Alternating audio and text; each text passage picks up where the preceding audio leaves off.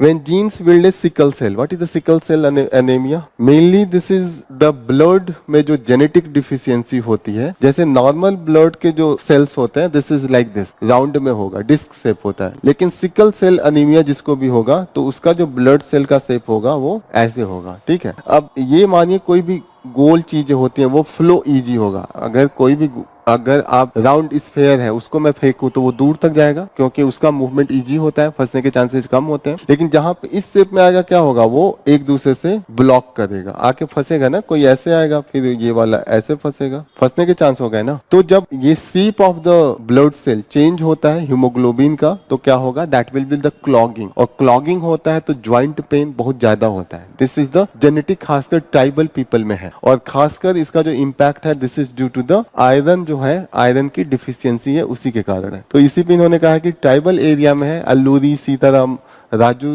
District का इन्होंने example यहाँ पे एनालिसिस किया है।